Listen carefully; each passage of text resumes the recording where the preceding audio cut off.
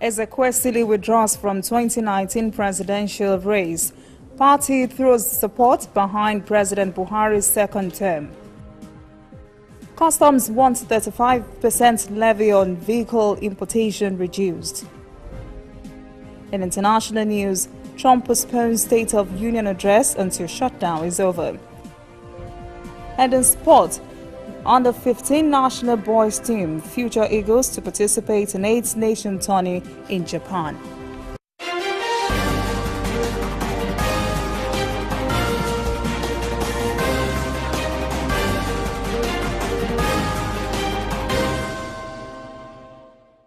This is ANN News. I am Olajumoke Olatunji. Against all odds, the federal government has transmitted executive bill for the new minimum wage to the National Assembly. 27,000 naira was approved on Tuesday by the National Council of State for state government workers in the private sector, while the federal workers would get 30,000 naira pay. The council had mandated the president to forward executive bill on the figure to the National Assembly. Senior Special Assistant to the President on National Assembly Matters, Senator Ita Enang, confirmed the transmission of the bill. The Minister of Labour and Employment, Senator Chris Ngige, has commended the organized labor for exhibiting maturity during the negotiation process. Meanwhile, the Nigerian Labour Congress has rejected the offer, saying it wants 30,000 naira as the new minimum wage across board. The bill has passed first and second reading in the Senate. The House of Representatives has suspended debate on the provisions of the 2019 appropriation bill over irreconcilable differences in documents as it was brought up for debate on Wednesday. Chika Adamu from Niger State called the attention of the lawmakers to the alleged discrepancies evident in the allocations of respective ministries. Adamu said the proposed allocations to 5 ministries on the main statutory component did not correspond with the total summary in the budget documents, and there is need for reconciliation. Another lawmaker, Aman Patege, said the difference in figures could be a typographical error. Speaker Yakubu Dugara has called for a meeting with head of the Budget Office, Ministers of Finance, Budget and National Planning over the matter. The Independent National Electoral Commission, INEC, has rejected withdrawal of Obiageli Ezekwesili, the leading female presidential candidate, from next month's presidential race. INEC says it is too late for any candidate to withdraw from elections. Director of Voter Education and Publicity, Oluwole Osaze Uzi, says time for withdrawal has passed as list of candidates has already been published. Ezekwesili, presidential candidate of the Allied Congress Party of Nigeria, ACPN, says she's stepping down weeks ahead of the poll to form a coalition to fight the dominance of the All Progressives Congress, APC, and the People's Democratic Party, PDP. Also to join forces in providing a viable alternative to the country's main parties. Ezekwesili's co-founder, Transparency International, she served as vice president of the World Bank and education minister. In swift reaction to that, the Allied Congress Party of Nigeria, ACPN, Ezekwesili's party has rebuffed her decision. In a statement signed by Gani Galadima, its national chairman, running mate of Ezekwesili, Paul Isamade, and ACPN's national secretary, accused Ezekwesili of using the party as a platform to bargain a slot to the Nigeria's finance minister. ACPN says it has declared its support for President Muhammadu Buhari of the All Progressives Congress instead. The party also accused Mrs. Ezekwesili of opening several accounts in the name of the party and her campaign without the knowledge of the party. The party is urging her to return all properties and donations received. Ezekwesili has promised to account for $5,000 and 35 million naira from local donations for the campaign, having spent 29 million naira so far. The eldest forum of All Progressives Congress, APC, in Kwara North Senatorial District has dissociated itself from any agreements with the Senate President, Dr. Bukola Saraki, and People's Democratic Party, PDP, in the forthcoming elections in the state. The group described any rumor of a pact with the Kwara North to shift governorship slots to the zone in 2023 on the basis of securing their support for PDP candidates as the setfall and false. The elders say the purported pact was a charade. They said Kwara North is determined to do away with what they call bad leadership PDP has offered over the years. The National Pension Commission has disclosed that only 12 states among those that have enacted the contributory pension scheme laws have been funding the pension accounts of their workers as at the end of June last year. It said in a report on implementation updates by the state government, 12 out of the 36 states have commenced remittance of contributions into the RSAs of their employees, and only 8 states have commenced funding of their retirement benefit bond redemption fund account. The Commission listed Lagos, Ogun, Kaduna, Niger, Delta States, Osun and River States as those that have commenced remittance of pensions in the workers' retirement savings account and were funding their accrued rights.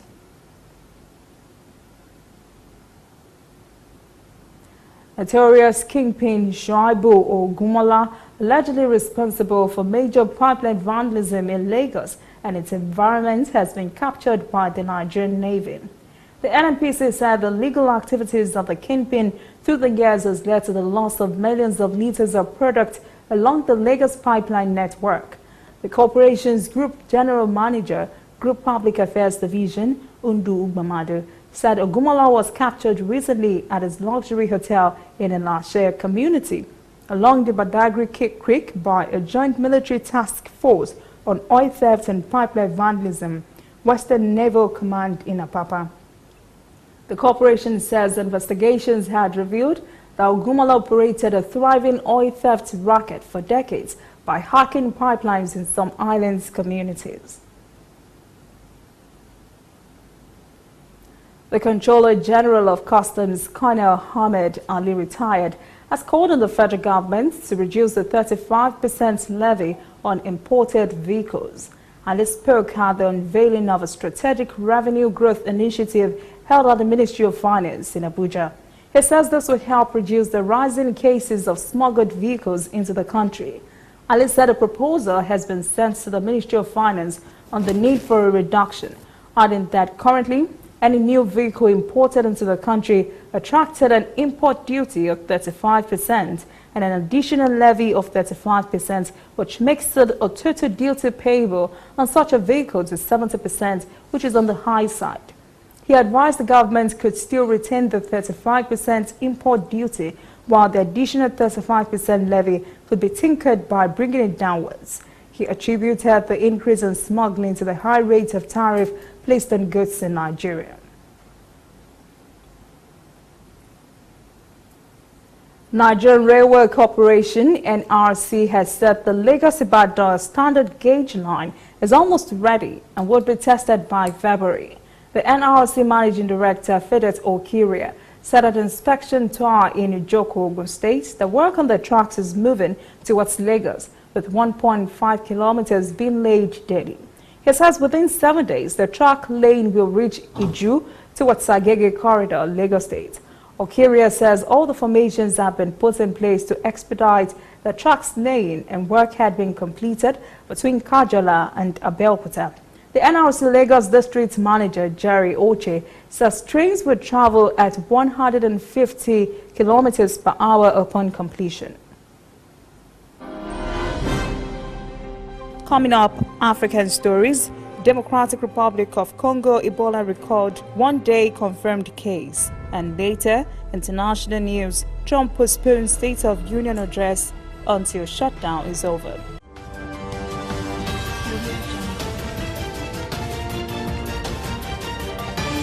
You are watching ANN.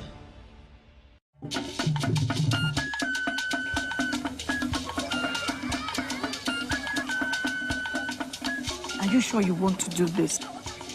Adam, go and bring us your husband. Okay, hello baby. We're in this together, okay? Can you hear me? Keep coming forward. Wait, stop. You okay, lean to your right. Keep walking down. Keep walking to the left. Yes. You're almost here. Keep going. You are here. Wow, you did it.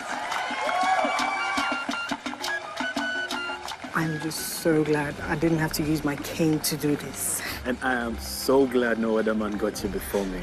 Let me be your eyes. We will never stop working to give you a network you can rely on so you can enjoy life's special moments. MTN, everywhere you go. We are on the road every day, canvassing throughout Africa for news you really need.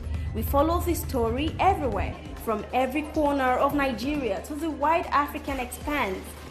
We bring you what's making headlines. We connect you with news you can use. ANN, African News Network, in a truly African spirit. Welcome back. This is ANN News. Now to stories from across the continent.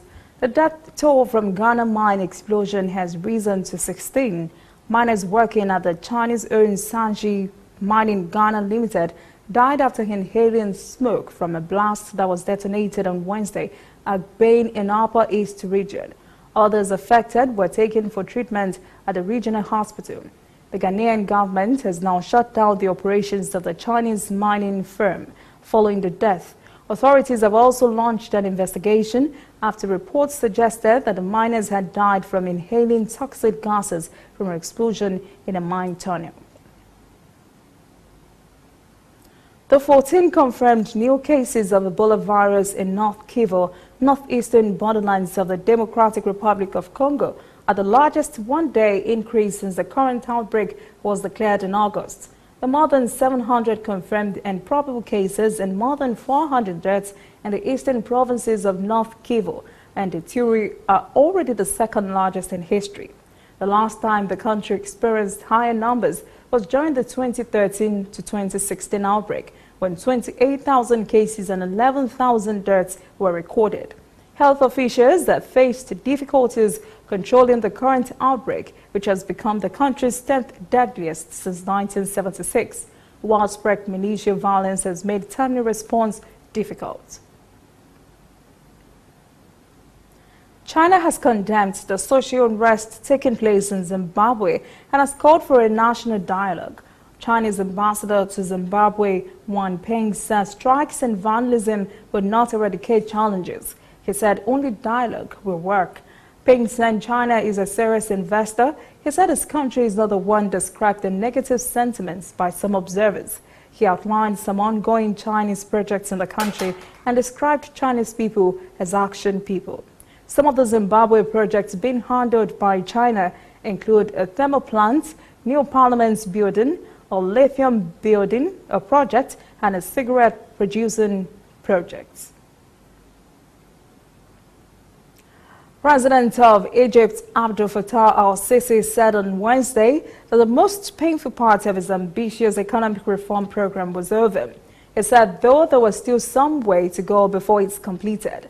The reforms agreed on with the International Monetary Fund in exchange for a $12 billion loan, including floating the currency, substantial cuts in state subsidies on basic goods, and introducing a wide range of new taxes.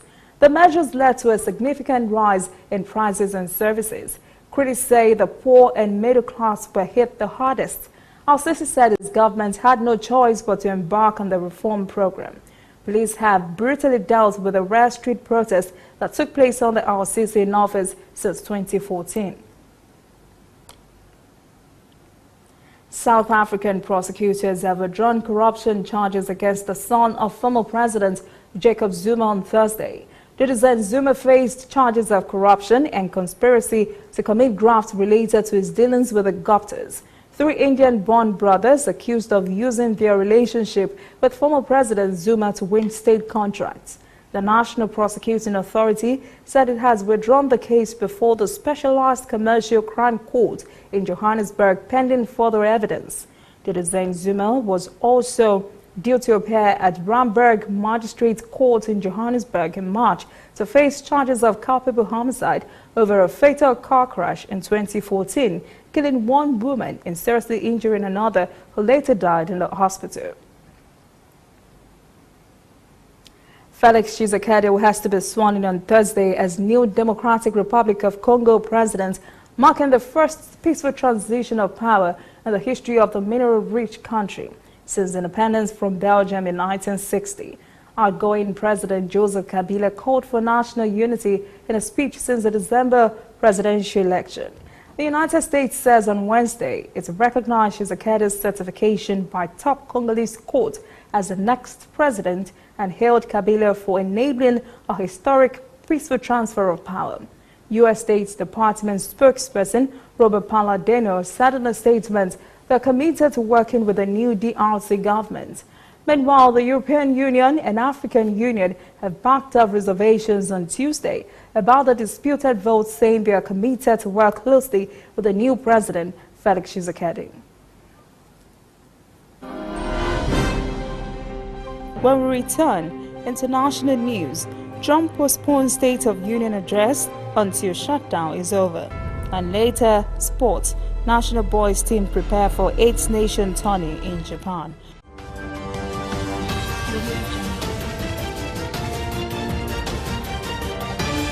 You are watching ANN.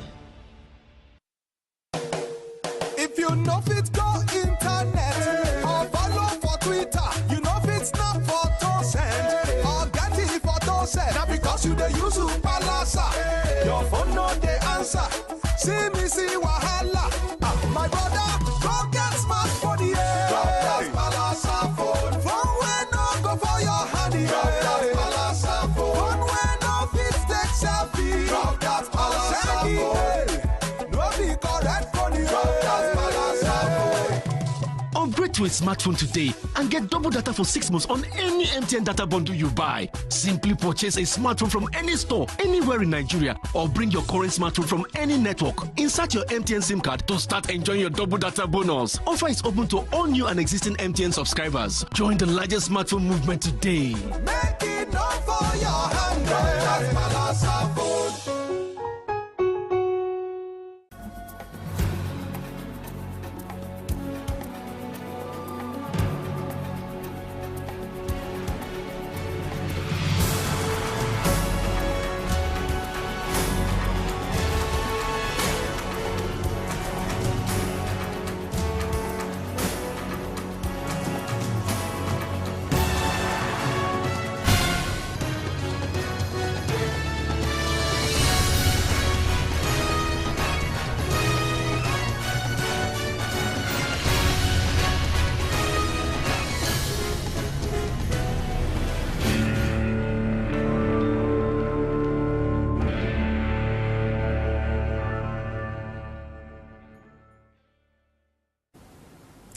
Welcome back. This is ANN News. In global news, U.S. President Donald Trump says in a series of tweets that he would wait until the government shutdown was over to deliver a State of the Union address from the House of Representatives after Democratic leader Nancy Pelosi barred him from speaking in the House until the partial government shutdown ends. Trump criticized Pelosi for withdrawing a previous invitation to deliver the address. Pelosi said she changed her mind because of the shutdown, which has lasted more than a month and affected 800,000 federal workers. Trump says he's not looking for an alternative venue for the State of the Union address because there is no venue that can compete with the history, tradition, and importance of the House chamber. The speech had been set for January the 29th. Sabring Police Chief Carl Hocklong has confirmed a gunman who barricaded himself in a Suntrust bank in Florida, killing at least 5 persons in the branch on Wednesday. The suspect called authorities to say he had entered the bank in Sebring, about 85 miles south of Orlando, and began shooting. Authorities identified the suspect as 21-year-old Sebring resident Seven Sava, who is already in custody. Governor Ron DeSantis said it was a terrible day for Sebring, Highlands County, and for the state of Florida. The FBI and the Florida Department of Law Enforcement are assisting in the case. Authorities are still investigating the motive. 35-year-old Venezuela opposition leader Juan Guaido has declared himself the country's interim president on Wednesday, before thousands of demonstrators cheering in support. The move comes as tens of thousands marched around Venezuela demanding that Nicolas Maduro step down from power. Pro-government counter-rallies are also being held. The U.S. led a chorus of Western nations, including Canada, Brazil, Argentina, and Colombia, that immediately backed the bold challenge. Trump has called on Maduro to resign. He says he will use the full weight of the U.S. economic and diplomatic power to push for the restoration of Venezuela's democracy. In response, Maduro, who was sworn in for a controversial second term earlier this month, announced he was cutting diplomatic with the U.S., the biggest importer of the OPEC nations' oil, and accused the opposition of attempting a coup. Greek lawmakers are expected to vote on a deal to change the name of neighboring Macedonia and end one of the world's longest diplomatic disputes. The debate began on Wednesday and is to conclude late Thursday night with a vote on the Prespa Agreement with Skopje, signed in June last year to rename the former Yugoslav Republic as the Republic of North Macedonia. Macedonia's parliament backed a constitutional revision to change the country's name 10 days ago. But for the deal to go through, the change must also be approved by Greece's member of parliament. Opponents of the deal are planning to protest outside parliament on Thursday night to defend the Greekness of Macedonia. But it could nonetheless be approved by the required 151 lawmakers in a 300-seat parliament. Members of Malaysia's royal families elected Sultan Abdullah Sultan Ahmad Shah as the new king on Thursday after the unexpected abdication of the previous monarch. 59-year-old Sultan Abdullah, ruler of the central state of Pahang, will formally take over the throne by end of January for a 5-year term. Malaysia is a constitutional monarchy with a king assuming a largely ceremonial role, including acting as custodian of Islam in the Muslim-majority country. The king's assent is needed for the appointment of a prime minister and various senior officials. The new king, Sultan Abdullah, succeeded his ailing father as ruler of Pahang last week. Sultan Mohammed abdicated this month after just 2 years on the throne, the first time a monarch had stepped down before completing their tenure. Up next, sport. National boys team prepare for 8th nation tourney in Japan. Stay with us.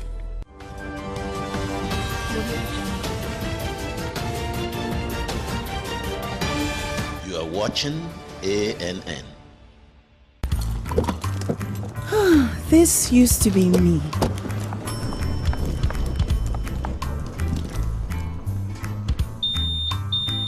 But that was before I got the perfect bag. It's handy and easy to use.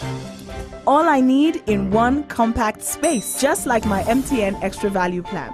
I used to get one plan for my calls and then try to remember which data plan worked for me.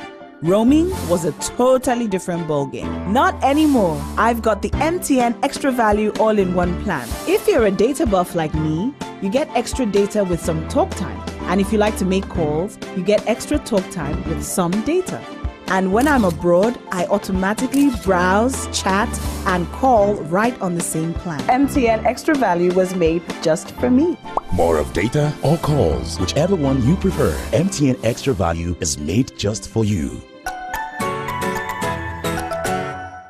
Whether in your house, at your office, on your phone or online, we are there. We have the facts behind the headlines. We cut to the chase with the news you really need. We cover every angle. We are the bigger, better news network. We are African News Network. ANN. Watch ANN News on MITV from a truly African spirit. Welcome back. This is ANN News. In sport, the under-15 national boys team, known as the Future Eagles, have been invited to take part in an 8-nation tournament in Japan in June this year. The tournament is known as the Under-16 International Dream Cup. The tournament started in 2015 and has welcomed teams from a number of the world's leading football nations, including France, Spain, the Netherlands, Senegal, Mali, and Guinea. Players for the Under-15 national boys team are selected during the annual NFF Zenith Bank Future Eagles Championship. The Egypt's Football Association has announced that the Burj Al Arab Stadium will now be one of the main venues for the Africa Cup of Nations. Burj Al Arab is the largest stadium in Egypt with 86,000 capacity. The EFA spokesman, Ahmed Mogahed, explained that it would be hard to fill the stadium if the hosts were not playing. Mogahed says the venue is relatively remote and there is no regular public transport for fans to use. The Burj Arab Stadium near Alexandria has been used to host the majority of international matches in recent years, as well as many high-profile club games. That is NN News this evening. Thank you very much for joining us. For details on this and other stories, visit our website, annafrica.net. Conversation continues on our social media platforms, Twitter, Instagram, and Facebook at NN Africa TV. I am Olajumoke Olatuji. Have a pleasant evening.